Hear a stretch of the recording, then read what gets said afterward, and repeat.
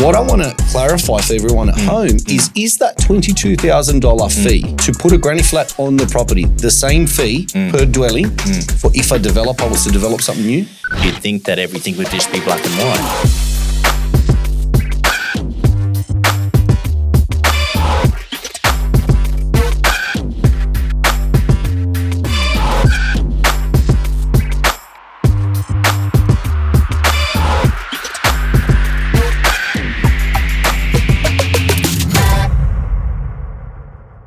Welcome to Property Banter by Pinnacle Buyers Agents. My name's Michael Lezaja, and today we're talking about granny flats.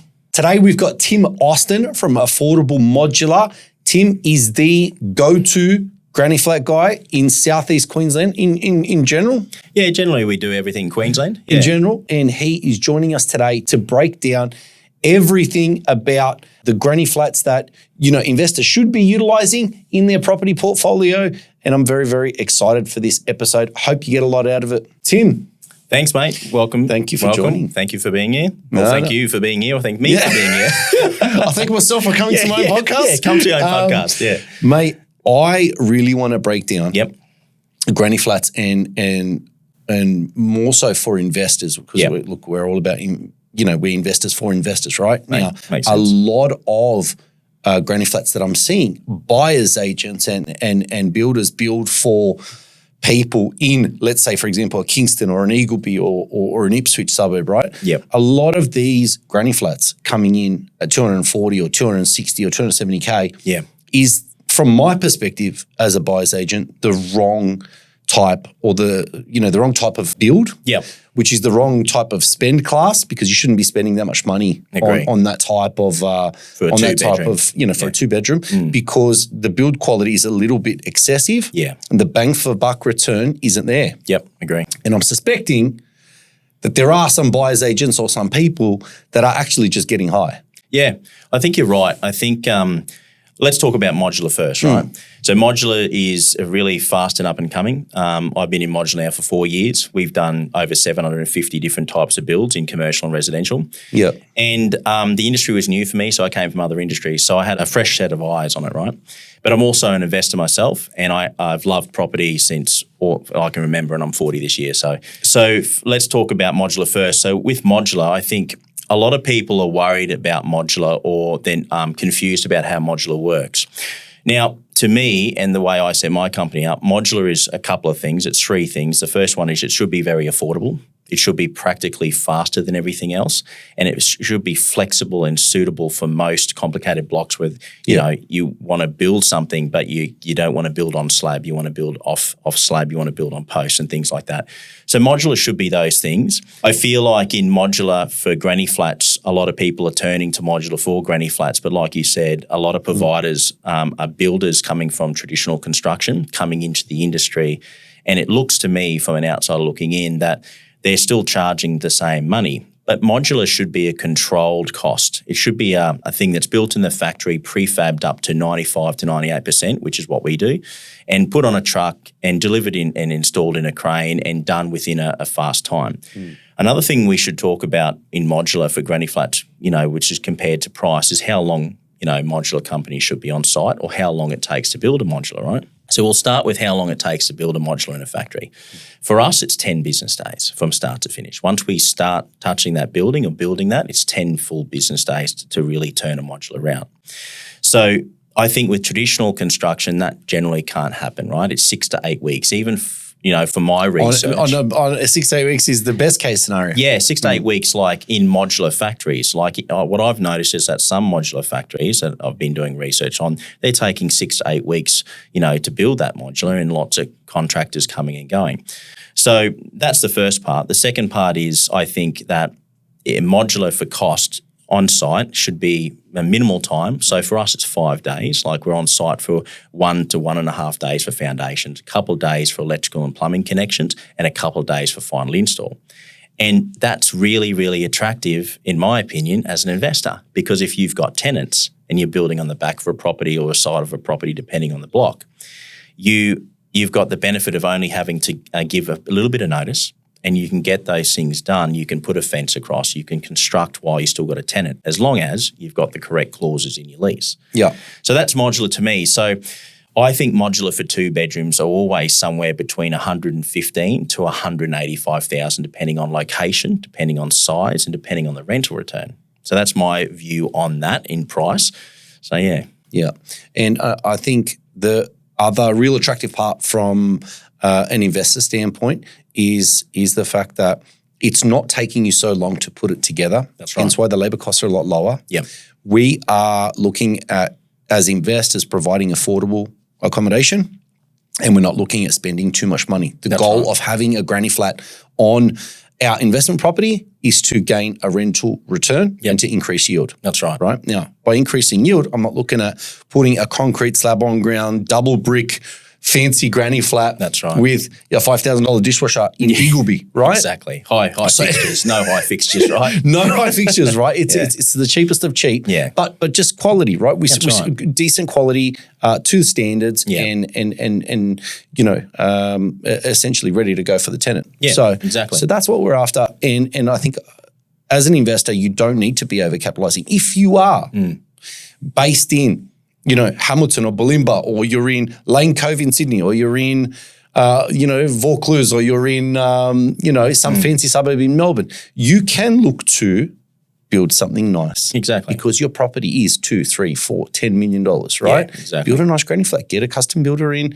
do what you have to do. But when you are buying standard style investment stock in Logan City Council, Ipswich City Council, wherever you're buying it, in the lower end of the market, you shouldn't be overcapitalizing. I think that's what I'm seeing a lot of people do. Yeah. And hence why we utilize your services. That's right. For our granny flats, because it's affordable. Yeah. Right? As the name says. Yeah, well, that's right. I think too, you got to take it back again, like you got to think of your numbers. The first thing as an investor, you really should be doing due diligence on numbers. For me, if I'm building something or granny flat or doing anything in my portfolio, first thing I'm looking at is what my return is. Like that gives me a budget, right? It tells me what I can do. So I do research first. So I'll ring real estate agents around the area, like let's say Emerald or Rockhampton or Mackay, where I'm invested. So I'll ring around. I'll ask, what's the rental market like at the moment? Like, is it good? What people like 2 bedrooms? Do they like 3? I mean, you can't build a 3-bedroom granny flat in most places, but 2-bedroom, like what rental return am I going to get? And then it's mathematics, isn't it? Like it's simple stuff. And I think people get caught up in looking at other things when they should first look at the numbers and see what the return's going to be. Then they can go, well, I've got a budget. And then the other mathematics side is, where am I getting the money from? Is it release of mortgage equity? Am I getting a construction loan? What's that look like? Yeah. And that's another topic altogether we've got to talk about is, as people are going to want to know, how do I loan money for granny flats? Because that's interesting, and I've got a lot of knowledge on that. We're going to come to that for sure. We're going to get to that. We're going to get to that. But yeah, start with the numbers and get that understanding of the budget. But like I said before, if you've got a budget between 130 and 180, you can get a lot done for a 2-bedroom. And it's not just a 2-bedroom. You're thinking fencing, you're thinking the turnkey packages of like who's taking care of the council and all these other things that are required. Or, how do I deal with the electricity and charging that tenant? I've got that knowledge too, which is good, and we help our clients with that. What do you do about the water meter? What do I put in the clause? There's a lot of things that we've done because I'm an investor. I like turnkey. I like things handed to me on a bit of a platter because I'm a busy person too. And I think with investors, a lot of investors, like for you or anyone, they're busy. They're busy people. They're working full time to build this portfolio, or they've got a business. This is a project on the side to create wealth. So 100%. That's the type of things we kind of know and understand. So 100%, 100%. So speaking of the turnkey granny flat packages, let's talk about one of our mutual clients that I've sent you away, Rob. Rob's picked up, I'm going to brag a little bit, he's picked up a cracking deal. He's picked up a cracking deal. Pick up a good deal. I might have been his buyer's agent. And Rob's picked up a 580, I think it was 580 off the top of my head. Yeah, it was, I think. 580K deal in Ipswich, and it was a corner block. It was. Do you remember the land size? I don't. I think it's around 700-800. Yeah, there was enough for the... Just enough with the setbacks, which we'll talk about, right? Let's talk about it. People want to know about the deal, so let's crunch it. So Rob comes, our process is simple. it might be a phone call, might be an email, but the first thing we do is we lock in for a consultation. Yeah. And that consultation, in our opinion, is worth over $4,500 in value. And the reason is because we have partnerships with town planners. Our sales consultants are trained in everything about building approvals and DAs and whether they need it or not. And if they're confused, we can reach out to the town planner like that and get it to happen. So that consultation is only 20 or 30 minutes, but when someone comes out of that consultation, they're fully armed with what to expect. They've got a lot of clarity. They got clarity. They're going to get a quote in 48 hours. We've looked at it on a satellite software for us to measure up and see what's going on. We've also thrown over some zoning rules and we understand what's going on there as well for setbacks and things like that, or if the area is tricky. We're looking at street views. We're looking at how we're going to get the modular there, all that type of fun stuff.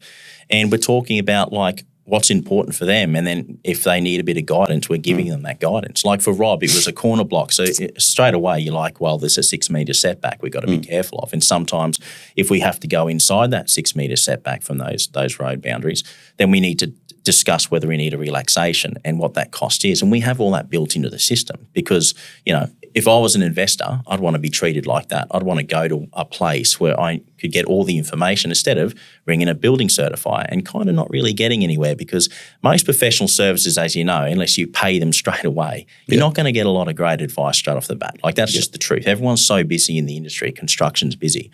So with Rob, it was simple. He does the consultation. It was actually with me before I hired any staff in that sector and trained them. And then we went through and checked all those things. And then, we could only fit a certain size granny flat in there. So we had to make that work. We talked about, where the fencing is going to go and how it's going to be and, where car parking is going to be because that's important for council to know, in the area. So we crafted it all out in, 48 hours. He has a quote for, he got an amazing price. It's a little bit more than when he first started now, but it was $115,000 full turnkey for a granny flat that I think he's going to get a return of $350 to $400 a week rent. Yeah. You can't go wrong. He was over the moon. Yeah, it's an amazing result. Yeah. So all up, I think he's around $1,000 a rent per week, which is increasing, by the way. We've got under 1% vacancy rate in Brisbane, so that's right. Just constantly increasing. So he set that up. That's part of his strategy. I think he's about to do it all again. Yeah, he's going to buy another one. Yeah. So no, that's fantastic. So with Rob,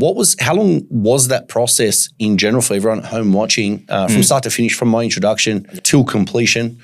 How long did that take? Quoting and going through and tweaking things and making sure we've captured everything after the consultation. We always do a quote review after that. It can take a couple of weeks. It depends on how fast the person on the other end wants to move, the client. If they want to move fast, then we'll move as fast as them. If they need time to, go to the bank and sort through a few finances and they're just, doing some due diligence or whatever, then it can take longer. But I think for him, it was only a couple of weeks, 2 or 3 weeks max. I don't think it was much longer than that, to be honest. And then, you come out for a factory tour as well, which is important. You got your quote, you're coming out for a factory tour, you get to see different things in the factory that we're building, commercial and residential, gives them some more ideas. You might tweak the quote a little bit more. You might have an epiphany while you're there and you might want to put a little bit extra storage in or talk about something else. So it's pretty quick, that part. Right. Awesome. Tell me, actually, I'm going to come down for a factory tour. You should. I'm going to come down. I'm going to ring the boys. We can do some content at the factory. That'll be awesome. It would be. That'd be awesome. So as far as that goes, that can happen super quick. Yeah. Right. And for a full turnkey for Rob at $115,000, resulting in, now that rents are going up. Yeah. Probably just under $400 now. Rent. That's such a great outcome. Yeah, and I think his project is nearly due for completion now. I think it's been 4 or 5 months. There was a few delays in there we had a lot of wet weather. I mean, you still get wet weather delays, right? And I think that's another important thing. If you're an investor or you're building, expect some delays. It doesn't matter if they're modular or not because we still got to get on site. We're using heavy machinery like trucks and cranes and things like that, and it's got to be safe too, right? Yep. So things like that, you may get some delays. So I think you got a 4-week delay, which is in this world in construction, that's pretty awesome. So just about to wrap that project up, not far away, it's going to be a good result, good end. Yeah. That's awesome. Yep. That's awesome. So let's jump into. So we're in Southeast Queensland. Yep. Let's talk about the difference between councils. Yep. And getting granny flats done. Yeah, cool. So obviously we've got, Gold Coast City Council, we've got Logan City Council, and Ipswich City Council. These are all super popular with investors. What are the differences between them for everyone watching at home? And if they've got a property, let's give them some value. Yeah, okay, sweet. So let's start with Gold Coast, right? Mm-hmm. Gold Coast, let's talk about the fact that everyone, when you say council, everyone goes, I feel like they're about to do a bowel movement, right? Because councils are difficult. Everyone thinks that. Councils are difficult because nobody likes red tape. Nobody likes paperwork, right? Mm. But if you deal with the right people, we get through that, right? That's the easy part. So it's who you know, Tim. Is that what you're saying? Huh? It's who you know. I think it is. I think it's who you know and what they know and how fast they can keep up with certain changes. Because there's a planning scheme, which you can study all you like, and then there's bylaws and things that individual councils have, right, which might not be information you can get at. Mm. And also, another thing that I noticed in 4 years is that if you go to the council and you get advice, 9 times out of 10 when they come see us or see a town planner, sometimes that advice wasn't very great. Mm. So it's better to pay for the advice as opposed to getting it free. So I'm not saying every council's like that, but it can be like that. So moving on. So Gold Coast, for example, not a bad council to deal with, sometimes a bit tricky in regards to some of their requirements like, what's the property going to look like? Do you have renders, renders of the property? Generally you don't need renders for a granny flat, right? Yeah. But every so often you'll get a funny couple of situations where Gold Coast City Council and other councils that I can think of off the top of my head in Queensland, they want to know what it looks like. And the reason they want to know what it looks like, because they don't like the cheap, nasty stuff coming in from overseas. They don't want it. They don't want to see it and they don't want it installed, right? And plus, most of it, not all of it, there's a small percentage that's compliant, but most of it's non-compliant, right? It's that simple. So 20-foot containers looking, in the original paintwork, don't fly? Yeah, Well, I mean, I think anything can fly if it's had a bit of thought put into it with architectural requirements, but it's also compliant. And I think councils, because there's so many granny flats being installed now across the country, all over Australia, they're like, we've got to monitor this because otherwise we're going to, create suburbs that aren't very ideal looking. Yeah. So they're mindful of that. So Gold Coast is a place like that. You got to be considered, got to be careful. Mm. And also not every suburb in like Gold Coast is just building approval only. Some suburbs require a DA and a building approval, right? They require a code accessible DA, which in short terms for people listening is a code accessible DA is a development application is simple. It's simpler, right? You need a town planner. It's 2 to 4 months to get it through. It's not really hard. It's not tragic and it's normally pretty streamlined, right? And then you do your building approval and then you build on site, which could add a couple of months to your project, right? So that's Gold Coast. Ipswich, fantastic place to invest with granny flats. Probably the best place. Yeah. I think they're just changing some of their rules. I think they might have just recently, I'm still going to look into it, increasing the size and doing some other things around the planning scheme, which is good. Ipswich City Council, from what I've been told from professional services like town planners, they were very much behind the 8 ball for a long time with their planning scheme and their state government pushed on them to get that sorted. So that's a good thing. So Ipswich, fantastic place. Also got a lot of good big blocks if you're not in the new estate, which is good. Pretty easy process to apply, especially if you know what you're doing all the paperwork, getting it all done. Easy, good place. Logan, not the greatest. You know what? The most expensive council fees. I've got to be careful what I say here because there's some tricks around this. Okay. Talk to us. Give us some. I don't want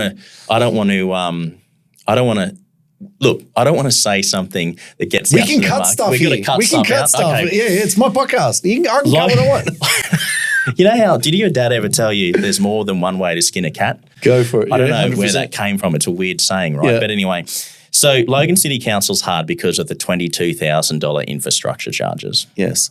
Now, my personal opinion is that that's really disappointing because we live in a time where affordable housing is an issue.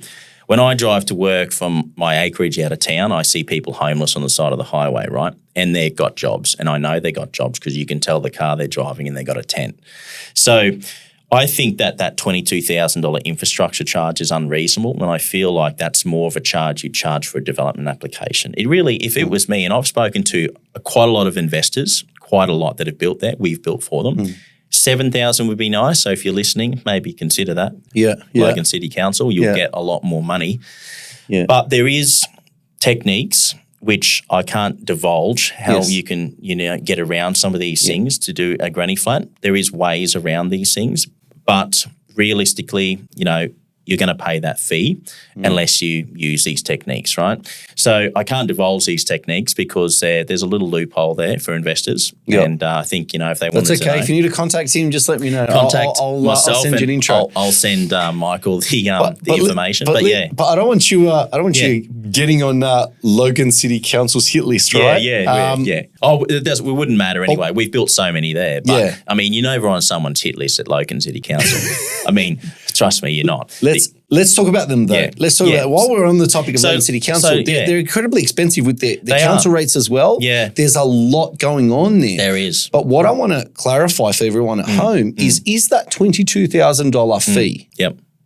To put a granny flat on the property, the same fee per dwelling for if a developer was to develop something new? They don't call it the same, but it is the same because when you think about a DA, you're paying like a DA normally, DA code assessable is normally $8 to $12,000. If you have $8 to $12,000 in your pocket for a granny flat, you're good to go. But if you're subdividing, $27,000 all day, every day, right? If you subdivide something, it's like that. So to me, it's a relevant charge if you're subdividing, but you're not. You're just putting a granny flat on. They want all these infrastructure charges. And the infrastructure charges to them is like because you're connecting to their network. But, I just don't necessarily agree with that. And the only reason I don't agree is because investors are in the market of providing opportunities for themselves and opportunities for people to live. And Logan and Ipswich are fantastic places to live if you're a blue-collar worker, right? And they're good for raising families and stuff like that. They're meant to be an affordable location to live. And you've also got a lot of people that need 2-bedroom or 1-bedroom dwellings that aren't units that they can live in. So I just feel like it feels like to me they didn't really think that through when they put that in place. Or there might be something else behind that we don't know, that they don't tell the public why they don't maybe want as many granny flats in their market. I don't know. Yeah. But there's plenty of other suburbs across Queensland that you can invest in that don't have those fees, which is fantastic, right? So you're not stuck to just Logan. So if you don't want to worry about the $22,000 fee, go elsewhere and find a property elsewhere. Yeah, definitely. Okay, let's go up to the northern side of Brisbane. Yep. So Morton Bay. Yep. What's Morton Bay look like from a fee perspective and for degree of difficulty and so on? Not very difficult at all, to be honest. Morton Bay is pretty good. They've got good sizes for their granny flats. I think the rental return's pretty good up there as well. I'm not in your market, so I don't get to see all the data all the time, but for investment purposes. But generally, I don't find councils very difficult at all unless you just don't know, like, how to apply for, the building approval correctly. I don't feel like councils are generally too difficult now. In the early days, we were pulling our hair out trying to develop a package, a turnkey package, a process, because we do all the paperwork. We hand it over to the certifiers. We hand it over to town planners. We do most of the work for the client and then hand it over to the professional services. So that the package that we charge, which is around 10 to 12,000, max for a council approval package with engineering, all the construction plans, everything, is not more than that. I've heard some cases where it's 25,000. So Morton Bay is a good place, and most councils are a good place. And every so often, like, end of the day, if you're building with a builder and they're taking care of the approvals, that stress is not on you. Like anything that comes up, any RFIs, like request for information, that's on us. That's on the professional that you're dealing with. Yeah, they might ring you up and say, look, we've got this issue. They want to charge a little bit extra money here and there. It might be up to $1,000. They want you to do this. They need some drawings that they want. They want you to take the stormwater to the street. Not very common, but they might want something in their bylaws that you'd never know unless you apply and get an RFI. It's funny how that works because you'd think that everything would just be black and white, but sometimes it's not. Like, we could talk about Mackay City Council's got one of the strangest plumbing departments I've ever come across in the whole country. Tell us why. Well, it was weird. For them, they don't have, their inspectors don't pass septics. They don't do the final approvals for septics. You have to pay for a private person that designs a hydraulic engineering to sign off on that, but every other council in Queensland doesn't do that. So, those things you're like, that's weird, right? Like it's strange, but they just haven't built it like that. So I think it's, when you're doing business with someone, they've got to have that attitude, like, we'll get through and find a solution for anything that comes our way. Yep. You know, what we tell our clients is, because we don't do fixed price yet. I'm working on a fixed price. We do a variable contract, but it's always within 1% of the cost. And we tell clients, have 1 or 2% up your sleeve. Now, if it's a bank, we might make sure that that's already built into the contract because they're loaning the money. So then it becomes fixed price, right? But if they're self-funded, sometimes they want the best deal. So you give them the best deal, but you just say, look, if there's parameters like maybe we hit stone, or, you know, maybe there's some stuff under the ground that doesn't work out for the plumbing, and maybe we have to do a connection that's weird, that, you know, maybe the infrastructure's old, and then when we apply, the council go, oh, you can't really connect like that unless you put that little thing in there, you know, like that little specific part, and may raise the price a bit. So I think those things you've got to be wary for too. It's like, and investing's like a business, right? You've got to make sure you're not just got 150,000, that's all your money, and you're buying a granny flat. You've got to have spare surplus reserves, right? So that's the only thing I think that's tricky with councils. I think most councils are easy to work with. They send RFIs. You generally just have to, in our world, you just generally have to understand the RFI, the request for information, and then find the professional person you've got to speak to. If it's plumbing, you speak to the plumber. What's this about? We don't understand what this is. And even certifiers don't sometimes, you know. You can't have all this knowledge in one head or one archive. You've got to have multiple different professionals that you deal with inside, you know, the package of doing this construction, so that you can lean on, so that you can get the job done with minimal delays and minimal issues, you know, and costs. So, yeah, 100%. Talk to me about houses. Last time we spoke, you were offering, I think it was a 3 or 4 bedder. Yeah. How's that coming along? Look, we're not going to the market yet. I'm building some for myself. I'm building 5 for myself. I'm the dummy. I'm the test dummy. Look, they're good, but then they're different from traditional houses, right? Like, they're not going to have lock-up garages because we're not building on slabs. They're going to be carports and things like that. The problem is that if we went straight into full on to the housing market, I don't know how big of a factory I'd need, right? You know, the thing we do well is package things up for ease for the client, right? If I packaged up 3 and 4 bedroom homes and took it to the market and it was priced at like $1,850 per square to $2,100 per square, then I'd be inundated. I'd have to be careful. I feel like there will be a time soon, but, you know, we've been in the market 4 years, 750 projects. You know, the company is growing double every year. So 45 staff strong, you know, good partnerships. You know, I think it's time. You've got to sometimes just take a bit of time to then look at a new market and go, how do I want to attack that? You know, granny flat building to me is like so easy. It's like, I'm passionate about granny flat building. You know, because it helps people. You know, you help your investor, you help the mum. We get a lot of mum and dads, you know, with people retired. A lot of mum and dad investors are out there. Everyone thinks the investors are some kind of a rich, you know, 100 millionaire. Yeah. They're really just mum and dad investors. They are. They really are. And they've got 1 or 2 properties, and they're just trying to find another way to not stretch themselves and feel a bit stressed about stretching and loaning too much money. So, so I think eventually we will go to the housing market. But at the moment for us, like the 3 to 4 bedroom housing market, but for us, we're just really good at secondary dwellings. We're really good at 2-bedders. We do a lot of them. Like, we're punching out 3 or 4 a week, you know, fully installed in different project sizes. So, that's what we're doing right now. Mate, that's awesome. So tell me, give us a hot tip for everyone at home in terms of what's a quick way when you're analysing property, what's a quick way for someone who's not at your level to look at a deal in Logan City Council or Ipswich and go, that would be a granny flat site. Cool.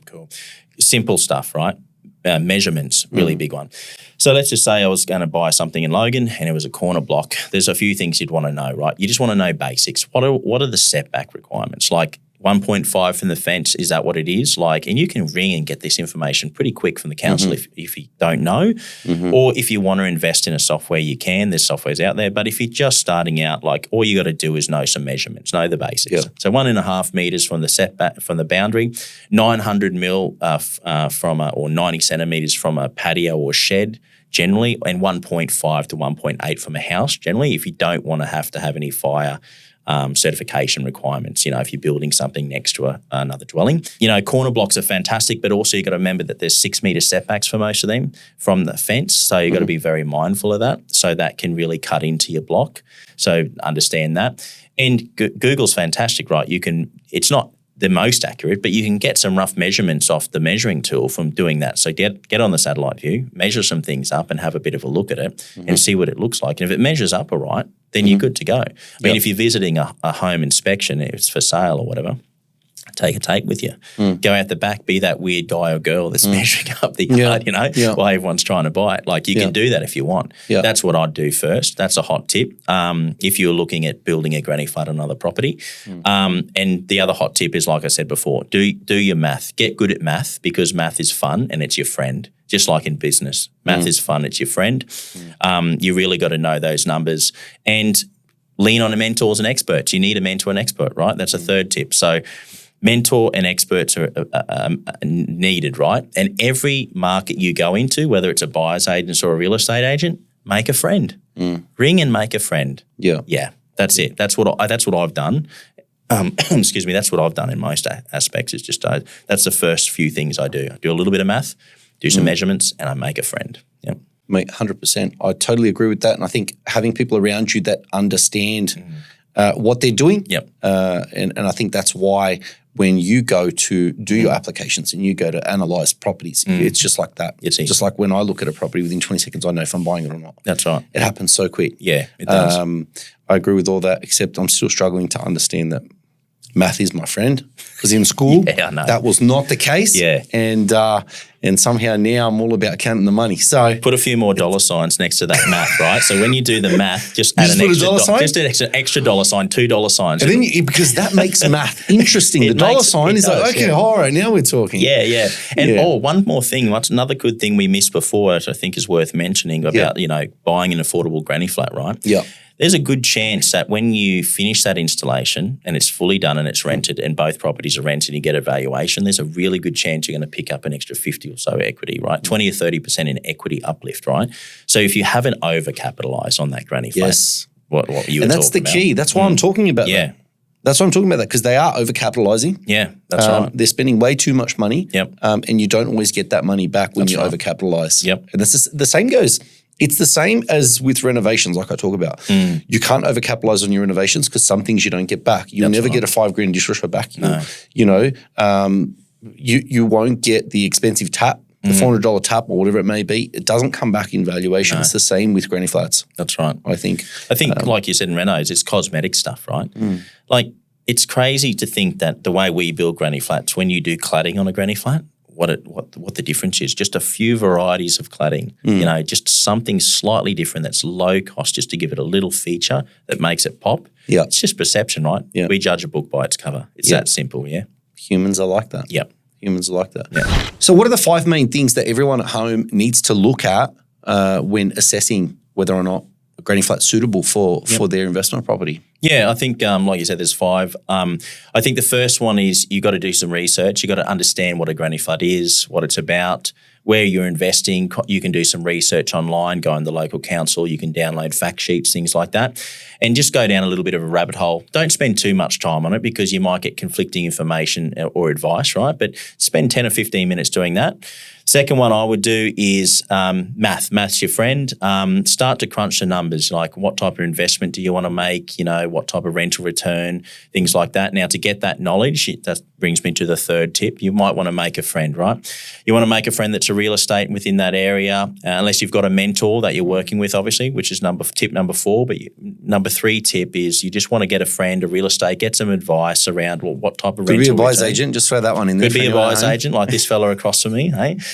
So then if you do that, then tip 3 and 4 become the one tip, don't they? You've got the mentor, you know what's going on. It's easy, right? But if you're not up to that stage yet, then consider those 2 things, right? Very important. Friend and mentor, same thing, right? And then I guess the last tip for that one would be make sure you know where you're getting your money from. Finance. So it's all about finance, Yeah. So finance is a bit tricky. So we'll talk finance for Modular, right? So you're obviously getting some equity release, so a release of mortgage. You might have money in the property, it might have gone up in price, so you can get a release of mortgage. That's the best way. Like you can get the money straight out and pay the builder. That's kind of nice and seamless, and it's not bumpy. It's easy, quite simple to do. Then you've got construction loan. You've got obviously pretty typical. You get a construction loan. Now, construction loans for modular is very, very different from any other standard construction on site because it's back to front. So you've got to be mindful to deal with a broker. Don't go direct with your bank. We always say that too. Yeah, don't go direct to your bank because it's a challenging field. Banks are starting to release packages now for loan funding, but it's still only in favour of the bank, and it's really, really actually bad for the modular company. And I'll give you an example. We've just written a couple of deals in the last week where 67% of the money won't be paid until we landed on site, which means that the business is carrying that money, that construction. Now, for me, I'm doing a deal where I have if I get too many deals like that, I've got to be careful, right? Because how many companies go bust in construction? Lots, right? They go bankrupt every week. It's crazy, right? Because they're mismanaged. So you've got to be mindful of that. So construction loans aren't really written perfectly for modular yet. So that's challenging. I think CommBank and Bankwest are the best at the moment. I don't know if there's any other lenders out there that are doing as good as them. So, for us, we're just writing some other funds off to the side for a backup just in case, we get paid late or something. But generally, the reason it's not good for modular companies is because like I said, most modular companies have fully finished that entire project and only got a few days left on site to finish, right? So they're doing all this work, and then right at the end they're delivering that building, and it's only a few days and they're finished and they're handing it over, and away you go, you rent that property, right? So that's construction. There's a third way to lend money, and brokers do it here and there, and you'd know about this. It depends if you've got a lot of cash, right, to pay the deposit. So if you don't, but you've got a really, really strong application for yourself, you can get a small personal loan and get a construction loan, and then at the end reconsolidate. So that's the third way to make sure you got money. So obviously you'd know all about that, and you just need a really good broker. We've got a couple of brokers. I know you would have really good brokers, as well, 100%. And that's all you need. So that's the 5 tips there. So we'll recap on that if you like. Yep. So it's super important. Before we do, just touching on that, never go straight to the bank. No. We always tell all our clients, use a broker. And quite often we'll use different brokers that specialize in different fields for different clients. Because each client is different and each part of their portfolio strategy is different and requires a different broker, sometimes that has a better skill set or a strength in one area over another. That's right. So this is all just a jigsaw puzzle. It is. And we're all just playing a game. So if you want to play the game, the first thing you need to not do is walk into a branch at a bank, because that's just disadvantage. You'll get fully deflated if you do. So it's not in your best interest. So the math, measuring, mentor, research, and your finance. That's right. That's it. Definitely. Now, what I want to jump into is I want to do a quick breakdown of this deal for Rob. I'll get my calculator just so everyone at home can get a good idea of what we helped Rob achieve. And also we will have marketing throw some photos of it on the screen as well. Yeah, cool. All right. Cool. So it was 100. This particular granny flat was a smaller than normal granny flat because of the size of the block. So it was 115,000 turnkey package. And out of that 115,000 turnkey package, you got to take away about $10,000 for plumbing. For full connections and things like that. You got to take away another roughly around $3,000 for electrical. So now you're down to $102,000 if you're following along at home. And then after that, you'll take away another $10,000 for engineering, construction plans, council applications, certifiers, anything like that. And that's not including any relaxation or anything.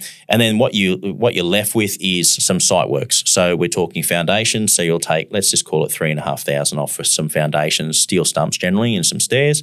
So that leaves you with about $88,500, and that's pretty much the cost of the modular. There you go. So simple, right? Something very simple. Drag and drop for us. We've built all this out. So it's just really simple when we're quoting. We have it all very templated. And it means that that's why we can quote 48 hours.